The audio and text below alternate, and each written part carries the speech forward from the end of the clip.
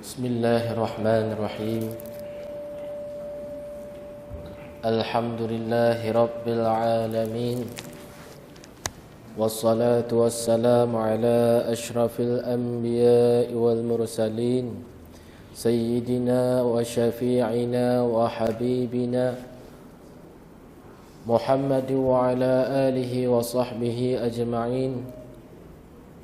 Subhanaka la nuhsi thana'an 'alaika kama athnayta 'ala nafsik. Falakal hamdu hatta tarda wa lakal hamdu idza radita wa lakal hamdu ba'da ridha. Allahumma salli wa sallim 'ala sayyidina Muhammad wa 'ala ali Muhammad. Assalamu 'alaika ayyuhan nabiy wa rahmatullahi wa barakatuh. Bismillahirrahmanirrahim. Rabbi shrah li sadri wa yassir li amri wahlul 'uqdatam min lisani yafqahu qawli. Amma ba'd. Yang saya hormati Tuan Imam, sahabat-sahabat sekalian, ayahanda dan bunda, hadirin hadirat sekalian, Assalamualaikum warahmatullahi wabarakatuh. Alhamdulillah, bersyukur kita ke hadrat Allah Subhanahu wa ta'ala. Allah beri peluang kepada kita ni sesuatu nikmat dapat berkumpul di dalam majlis Allah Subhanahu wa ta'ala, berhimpun di dalam satu himpunan, mengenang kembali, mengingati kembali nikmat yang Allah Subhanahu wa ta'ala kurniakan. Lalu kita ni infakkan segala kekuatan dan nikmat itu di masjid Allah Subhanahu wa ta'ala. Alhamdulillah, syukur ke hadrat Allah Subhanahu wa ta'ala.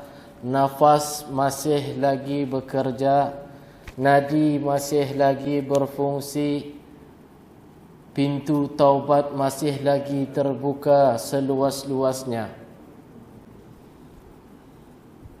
Tapi jangan disangka pintu taubat indah akan tertutup. Sampai saatnya pintu taubat indah akan lagi terbuka, tapi ditutup serapat-rapatnya.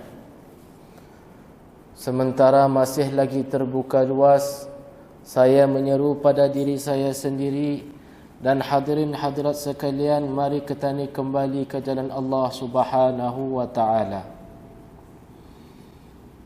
Mari kita ni kenang kembali apa yang kita ni lakukan hari ini. Mari kita ni kenang kembali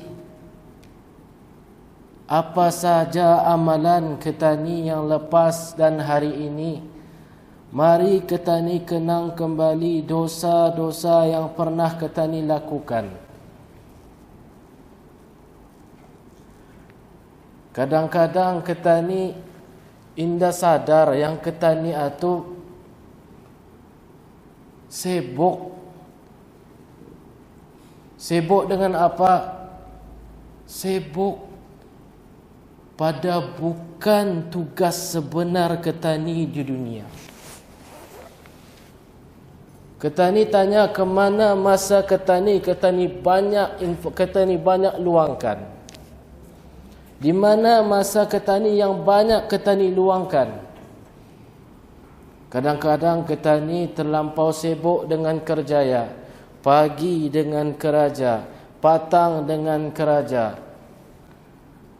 Bila sudah sambat malam, sibuk dengan keluarga.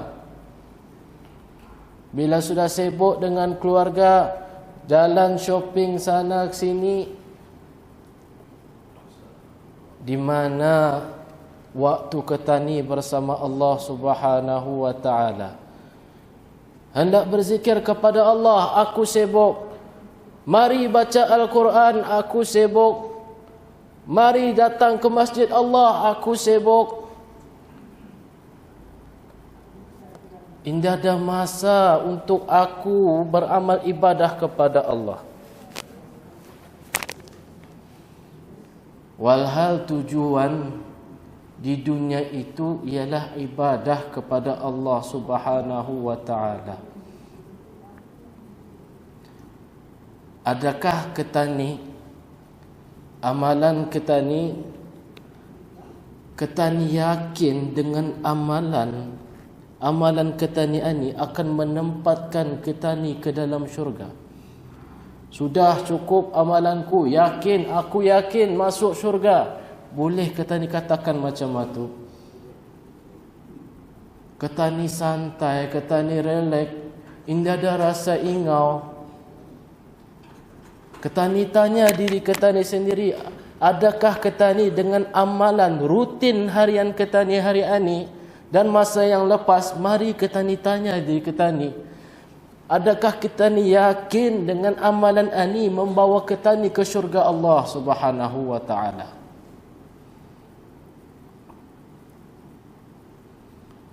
Rasulullah, ya Allah, bengkak-bengkak lutut, bangun tiap malam indah tinggal tahajud, zikir kepada Allah, membaca Al-Quran, sentiasa berdakwah di jalan Allah sepenuh masa. Habibullah Nabi Muhammad sampai bengkak-bengkak lutut, sudah confirm masuk syurga, pun macam itu bersungguh-sungguh ke syurga Allah Subhanahu wa taala. Tapi diri, ya Allah,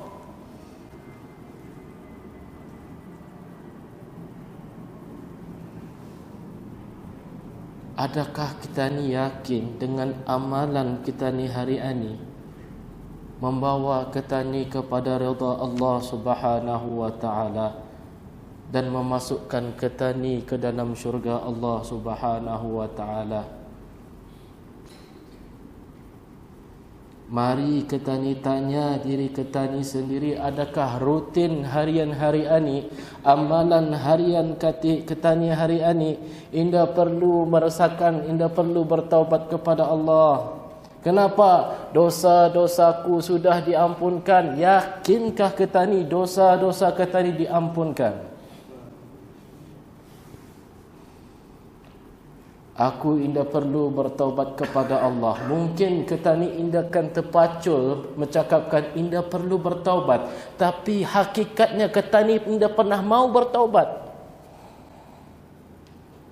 Benar kita ni indah mencakapkan aku indah mau bertaubat, indah pernah tercakap macam itu, tapi indah mau. Seolah-olah kita ni yakin kita ni diampunkan oleh dosa-dosa kita diampunkan oleh Allah Subhanahu wa taala. Renungkan kembali 10 tahun yang lepas, apa saja dosa-dosa yang pernah aku lakukan. Pada 20 tahun yang lepas, dosa-dosa apa saja yang pernah aku lakukan. Mata kita ni pernah melihat apa? Telinga kita ni pernah mendengar apa? Mulut kita ni pernah mengatakan apa? Tangan kita ni pernah memegang apa? Kaki kita ni pernah berjalan kepada tempat yang mana? Hati kita ni macam mana lalai ataupun ingat kepada Allah? Perut kita ni diisikan dengan makanan apa? Haram ataupun syubhah ataupun halal? Mari kenang kembali apa saja dosa-dosa kita ni. Dan adakah kita ni yakin dengan taubat yang kita ni macam mana ni, diampunkankah dosa-dosa kita ni oleh Allah Subhanahu wa taala? Dosa-dosa kita ni hanya kita ni yang tahu. Kadang-kadang isteri sendiri pun indah tahu. Kadang-kadang suami sendiri pun indah tahu. Yang hanya tahu kita ni dengan Allah Subhanahu wa taala.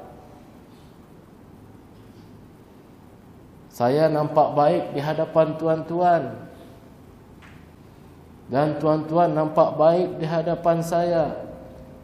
Tapi kalau kita ni seorang-seorang, masa yang lalu, dosa-dosa yang masa lalu belum tahu, Justru pintu taubat masih terbuka luas. Seperti kuliah saya yang lepas saya katakan apa? Kata Allah Subhanahu wa taala, wahai Adam, selama mana engkau meminta kepadaku, memohon ampun kepadaku, ghafartu laka ala ma kana minka, akan aku ampunkan bagimu apa saja dosamu. Wala ubali, dan aku tidak peduli. Walaupun sampai dosamu menyecah langit dosa-dosamu, asal saja kau meminta kepadaku, ghafartu laka, akan aku ampunkan walaupun penuh satu langit. Wahai anak Adam, sekiranya dosamu sepenuh bumi ani dosamu, kemudian engkau datang kepadaku tanpa mensyirikkan aku ampunkan bagimu sepenuh bumi anilah ampunanku. Tapi kadang-kadang diri indah mau bertaubat kepada Allah Subhanahu wa taala. Kenapa? Bisikan syaitan terus membisik. Supaya apa? Supaya kita ni mati tanpa dosa-dosa kita ni diampunkan oleh Allah Subhanahu wa taala. Biar mati dengan dosa-dosanya. Ya Allah, sementara masih ada kesempatan untuk bertaubat ke jalan Allah, mari kita tanya diri kita ni sendiri, macam mana sepatutnya aku menghadapi hidup? Macam mana seharusnya aku menghadapi sisa-sisa hidup? Mati indah mengenal masa dan tempat. Oh, si Rahman, anaknya masih damit, jangan dulu dicabut nyawanya, indah. Oh, si Rahman, alum dapat keraja, bininya pun alum keraja, jangan dulu dicabut nyawanya, indah. Mungkin saja selepas kita ni keluar daripada masjid ani, ajal menjemput kita ni. Selepas itu indah lagi ada peluang untuk bertaubat. Mati dengan dosa-dosa kita ni. Bahkan kata Rasulullah sallallahu alaihi wasallam, satu luqmah, satu makanan di tangannya ni, aku pun indah tahu sama ada sampai ke mulutku ataupun indah, kata Rasulullah. Sampai macam hatu sekali, kata Rasulullah sallallahu alaihi wasallam, indah ku tahu makanan ani kan sampai ke mulutku atau indah. Apalagi kalau kita ni bercita-cita jauh. Nanti insya-Allah kan ku tambah rumah ani macam ani. Nanti insya-Allah ada rezeki macam ni. Hatta kata Rasulullah, satu luqmah ni kan sampai ke mulut pun aku pun indah tahu sampai ataupun indah. Hatta kata Rasulullah, kerdipan mata ni sampai ke bawah ataupun indah. Kenapa? Kerana takut ajal menjemput. Kata Imam Syafi'i rahimahullah, apa dia perkara yang paling jauh? Yang paling jauh apa? Waktu yang telah berlalu. Sejam lepas, indah akan ketani dapat rebut semula. Seminit yang lepas, indah lagi dapat rebut semula. Kenapa? Ia telah berlalu. Semakin jauh, indah dapat lagi. Apa dia perkara yang paling dekat? Kata Imam Syafi'i rahimahullah, yang paling dekat itu ialah kematian. Kenapa? Indah tahu. Tahu-tahu saja baru ceramah tadi di balai ibadat mata-mata. Ya Allah, sudah kena jemput oleh Allah. Baru je sama-sama duduk tadi. Sama-sama duduk di balai ibadat, sama-sama mendengar ceramah. Ya Allah, sudah kena jemput oleh Allah Subhanahu wa taala. Kadang-kadang kita ni sibuk dengan pekerjaan, sibuk dengan mencari harta, sibuk dengan anak-anak, Cari harta sepenuh-penuh, sekuat-kuat hati, sekuat-kuat tenaga. Cari harta. Sayangi anak istri, sayang sebetul-betul sayang. Tapi bila sudah mati, mana orang yang disayang? Bila sudah mati, di mana harta yang dikejar-kejar?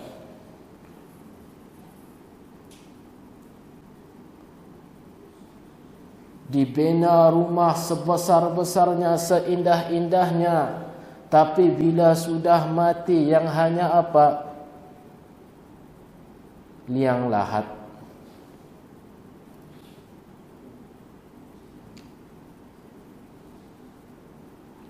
Bila sudah mati, harta dikejar beribu-ribu, loan ribu-ribu, puluh ribu, ratus ribu. Tapi yang hanya dibawa mati apa? Kain kafan.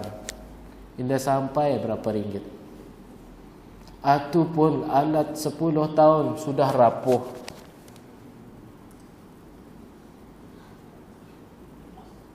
Yang dibawa hanya apa? Amalan ketani.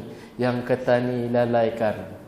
Amalan ketani yang ketani pandang remeh. Amalan ketani yang ketani indah berapa ingau.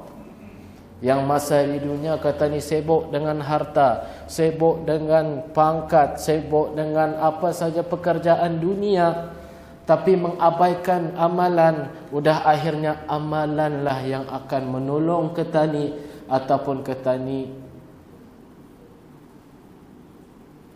wallahu a'lam, ketani akan terlepas daripada azab Allah Subhanahu wa taala.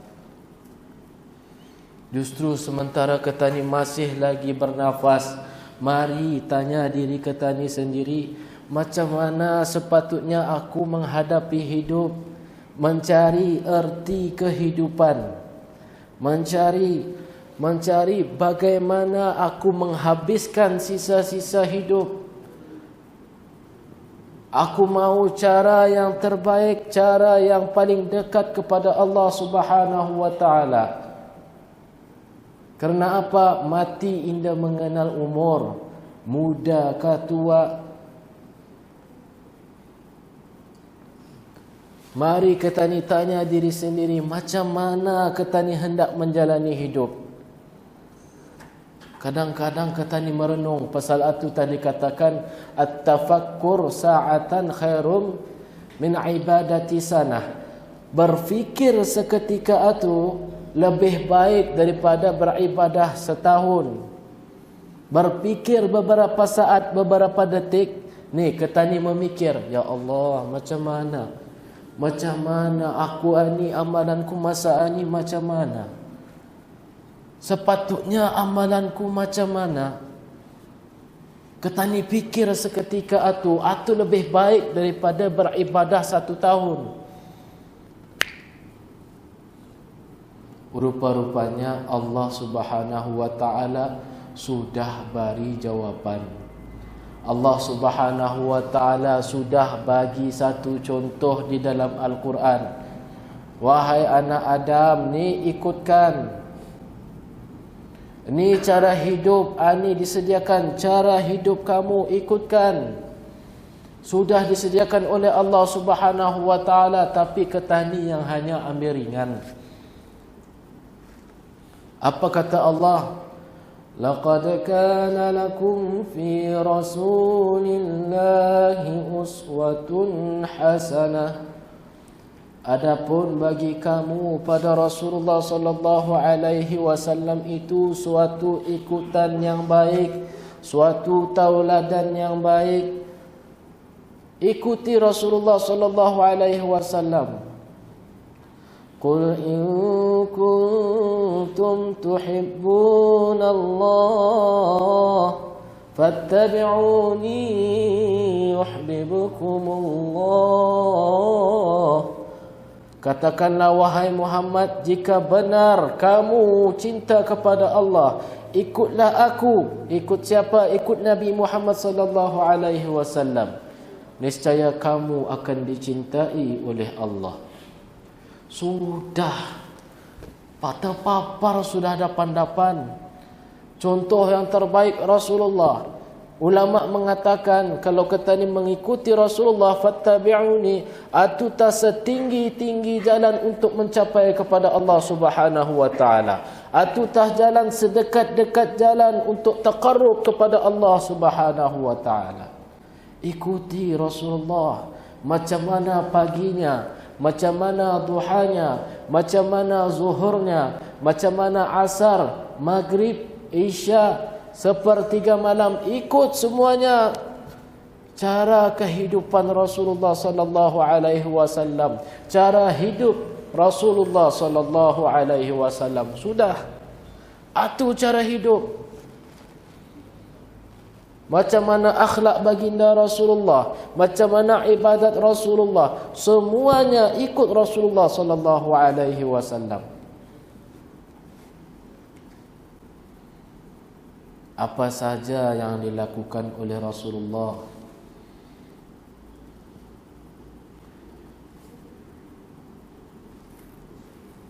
adapun cara hidup para anbiya, kata Imam Abdullah Al-Haddad, cara hidup para nabi-nabi, bahkan Nabi Muhammad sallallahu alaihi wasallam, macam mana mereka,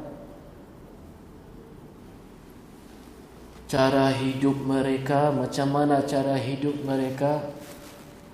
Kata Rasulullah sallallahu alaihi wasallam,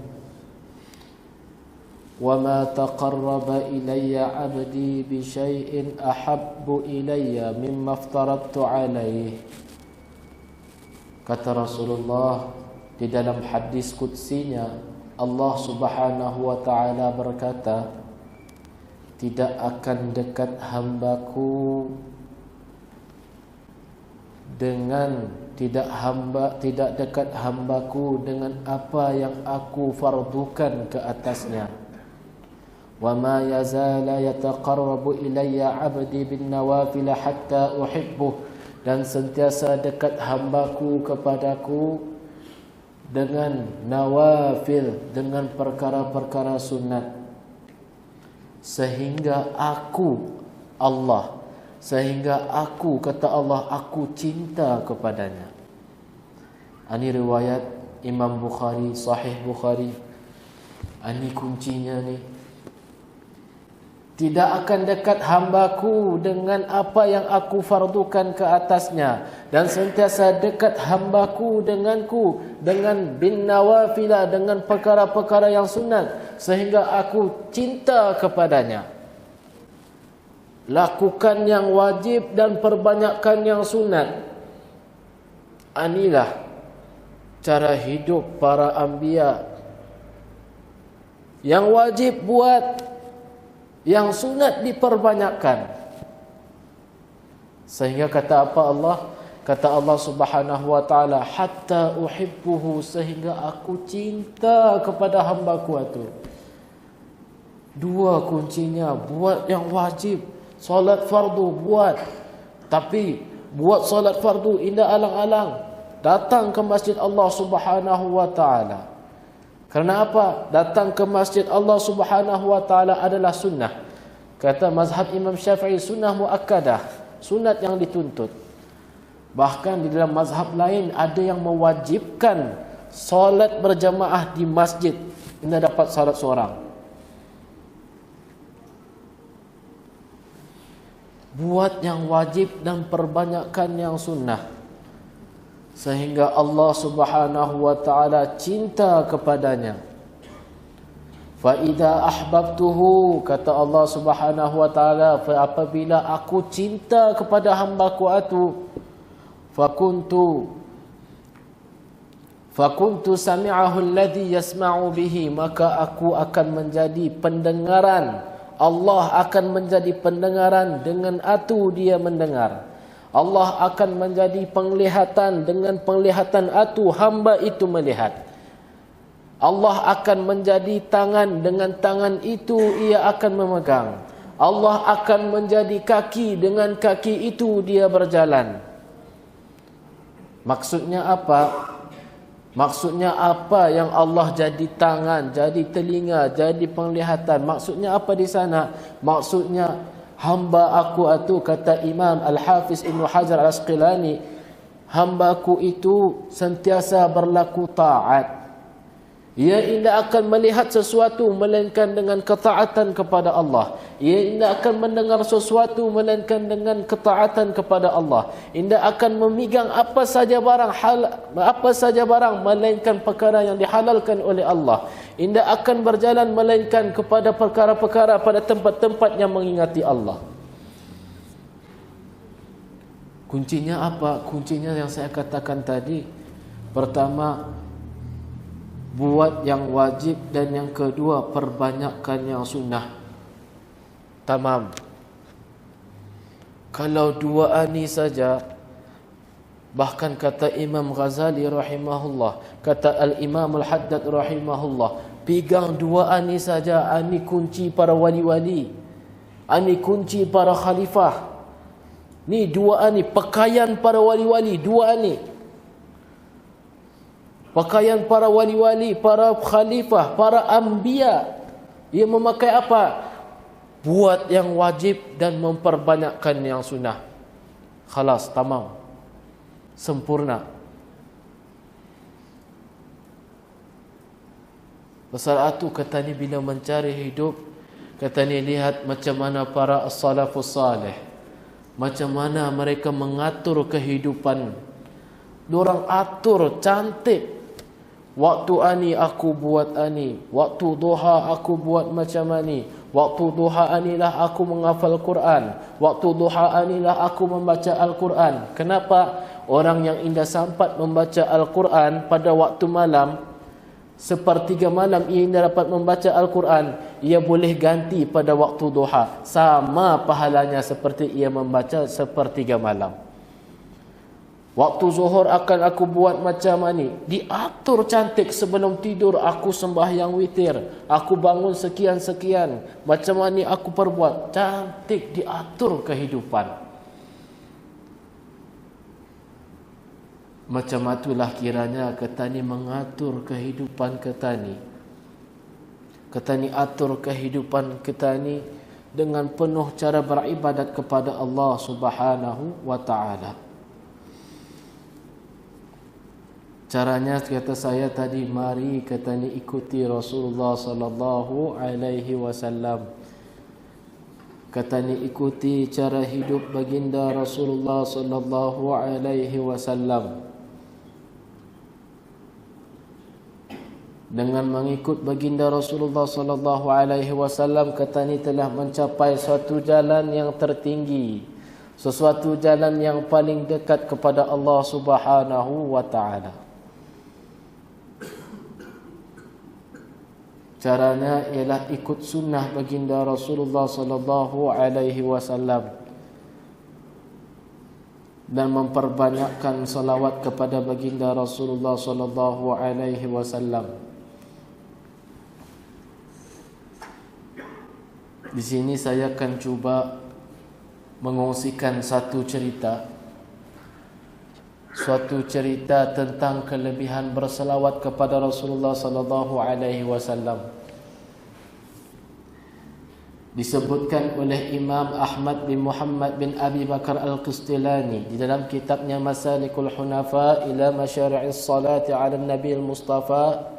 Juga dinukilkan, juga disebutkan oleh Al-Imam Al-Qurtubi rahimahullah, menceritakan tentang kelebihan berselawat. Ini yang saya sampaikan semalam waktu ceramah semalam di majlis maulid. Apa ceritanya?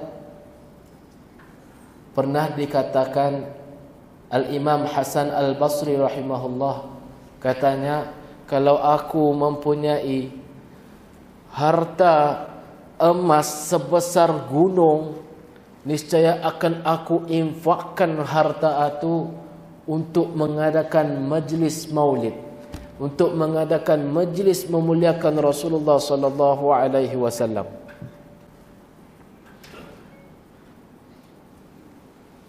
Sampai macam itu sekali kata Imam Al-Hasan Al-Basri rahimahullah, kalau aku ada harta aku infakkan semuanya.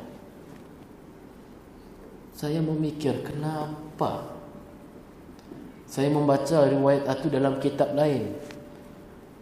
Tiba-tiba di dalam kitab lain yang saya sebutkan tadi, saya membaca satu riwayat yang mana Al-Imam Al-Qurtubi rahimahullah pun menyebutkan, pernah suatu ketika seorang perempuan datang kepada Imam Hasan Al-Basri rahimahullah.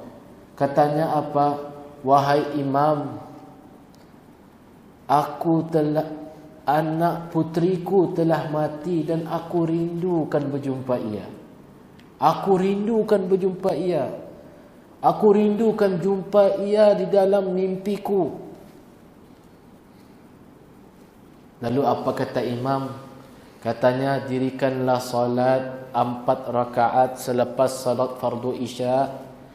Bacalah di setiap rakaat itu suratul Fatihah dengan suratul Takatsur.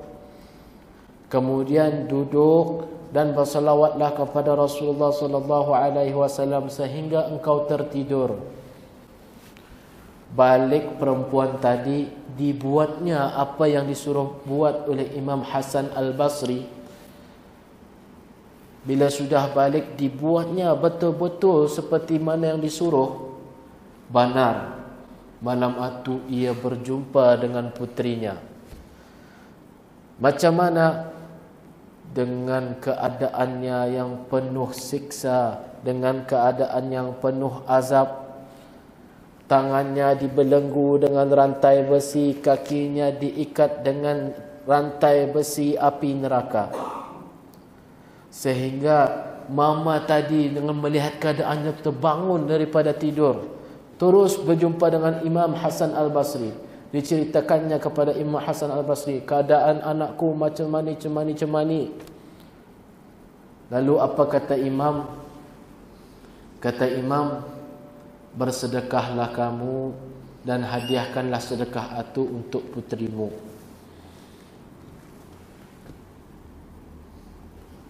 Bila sudah ia mengkhabarkan kepada Imam dan Imam pun memberitahu suruh bersedekah, malamnya tu Imam Ani pulang bermimpi.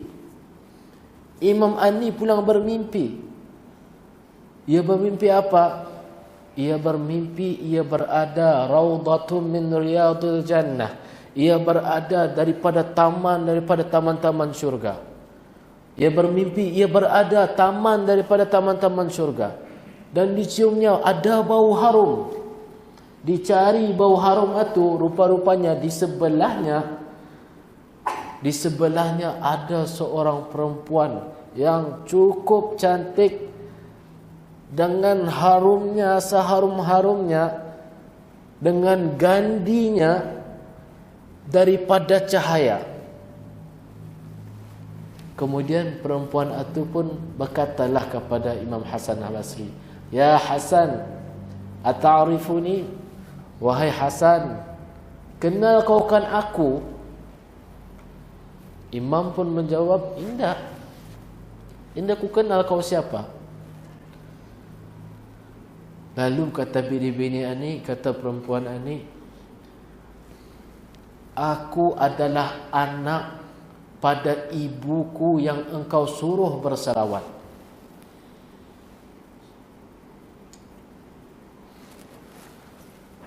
Kata Imam Hasan Al-Basri, "Tapi ibumu indah mengkhabarkan kepadaku macam mana keadaanmu macam mana. Ibumu mengkhabarkan kepadaku keadaanmu lain, penuh azab. Tapi bukannya keadaan macam mana?" Bini-bini pun menjawab, "Betul seperti apa yang engkau katakan." "Terus macam mana boleh engkau sampai keadaanmu macam mana? Dengan cantiknya, dengan harumnya, dengan memakai gandi daripada cahaya. Macam mana boleh sampai macam mana?" Kata bini-bini itu, "Sesungguhnya betul apa yang dicakapkan oleh ibuku. Kami seramai 70,000 orang disiksa, diazab oleh Allah Subhanahu wa ta'ala di kubur kami.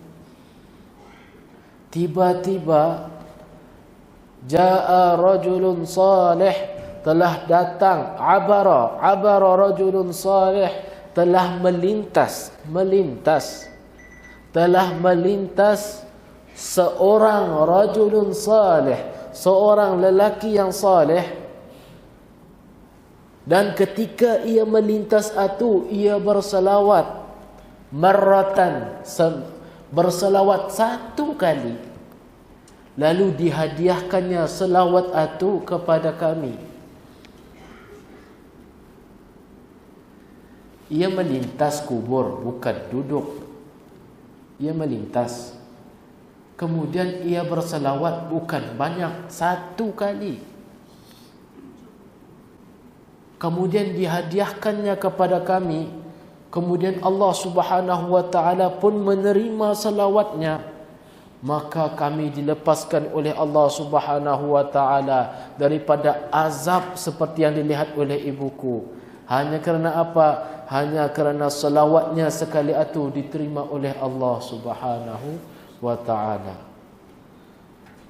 Mungkin disebabkan itu kata Imam Hasan Al-Basri, kalau sekiranya aku punya harta sebesar gunung emas sebesar gunung, niscaya aku infakkan untuk apa? Untuk memuliakan Rasulullah sallallahu alaihi wasallam. Subhanallah. Hikayat itu dinukil oleh ulama-ulama muktabar. Antaranya Al-Imam Al-Qurtubi rahimahullah, di antaranya Imam Al-Qustilani rahimahullah. Justru mari kita ni beramai-ramai memperbanyakkan salawat kepada Rasulullah sallallahu alaihi wasallam. Mungkin kita ni banyak bersalawat, masya-Allah, dengan penuh adab, dengan penuh sopan santunnya, dengan penuh adabnya. Tapi kadang-kadang kita ni bersalawat tetapi di hati kosong. Di mulut Allahumma salli ala Sayyidina Muhammad, di mulut sallallahu ala Muhammad, tapi di hati kosong. Macam mana mulut berkumat kamit, macam itulah hati kita ni merasa. Di mulut mengatakan Allahu Akbar, Allah Maha Besar. Rasakan di hati, dalam hati kita ni Allah Maha Besar. Tidak ada lagi yang maha besar selain Allah Subhanahu wa taala. Macam itu juga kita ni berselawat kepada Rasulullah sallallahu alaihi wasallam. Mudah-mudahan dengan berselawat kita ni akan cinta kepada Rasulullah sallallahu alaihi wasallam. Dengan berselawat kita ni mengikuti sunnah baginda Rasulullah sallallahu alaihi wasallam. Dengan menyintai Rasulullah, kita ni ikut cara hidup baginda Rasulullah sallallahu alaihi wasallam. Dan mudah-mudahan dengan kita ni mengikut cara baginda Rasulullah sallallahu alaihi wasallam, akhirnya apa? Akhirnya kita ni akan dicintai oleh Allah Subhanahu wa taala. Allahumma amin ya rabbal alamin. Mari kita ni akhiri majlis kita ni dengan bersalawat kepada baginda Rasulullah sallallahu alaihi wasallam. Sallallahu ala Muhammad,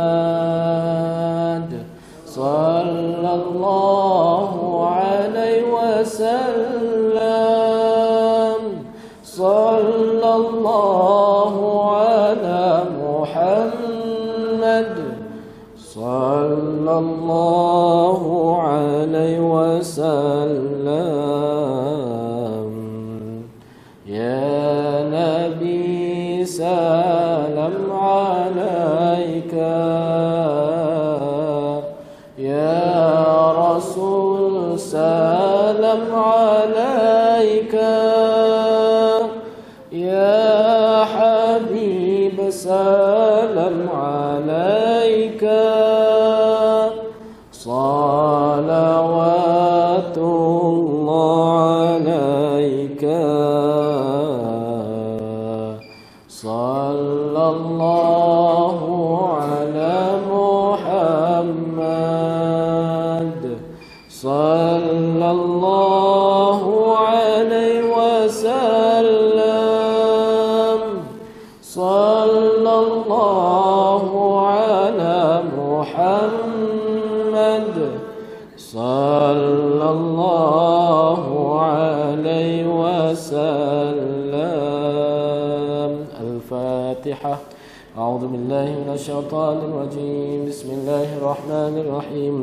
الحمد لله رب العالمين الرحمن الرحيم مالك يوم الدين إياك نعبد وإياك نستعين اهدنا الصراط المستقيم صراط الذين أنعمت عليهم غير المغضوب عليهم ولا الضالين آمين. بسم الله الرحمن الرحيم. الحمد لله رب العالمين والصلاة والسلام على أشرف الأنبياء والمرسلين سيدنا وشفيعنا وحبيبنا ومولانا محمد وعلى آله وصحبه أجمعين. اللهم يا الله ya Tuhan kami, Engkau Maha Pengampun ya Allah, suka mengampunkan, ampunkanlah dosa-dosa kami ya Allah. Ya Allah ya Tuhan kami, Engkau Maha Pengampun ya Allah, suka mengampunkan, ampunkanlah dosa-dosa kami ya Allah.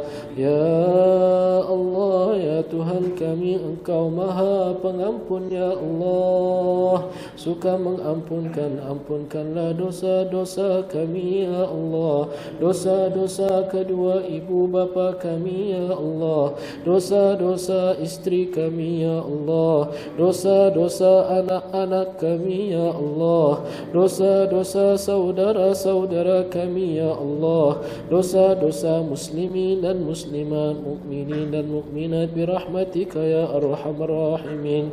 Ya Allah ya Tuhan kami, matikanlah kami di dalam husnul khatimah, dan janganlah Engkau matikan kami di dalam su'ul khatimah.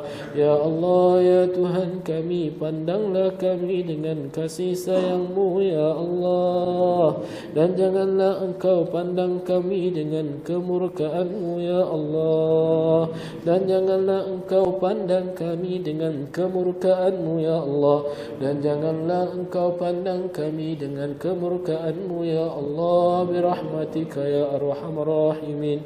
Ya Allah ya Tuhan kami, sinarilah hati kami dengan hidayah-Mu ya Allah, sinarilah hati kami dengan nur hidayah-Mu ya Allah. Ya Allah ya Tuhan kami, terimalah amalan kami ya Allah, terimalah taubat kami ya Allah, terimalah puasa kami ya Allah, terimalah salat kami ya Allah, terimalah amalan-amalan kami ya Allah, dan ampunkanlah dosa-dosa kami birahmatika ya arhamar rahimin. ربنا آتنا في الدنيا حسنة وفي الآخرة حسنة وقنا عذاب النار. وصلى الله على سيدنا محمد وعلى آله وصحبه وسلم. الحمد لله رب العالمين. تقبل الله منكم.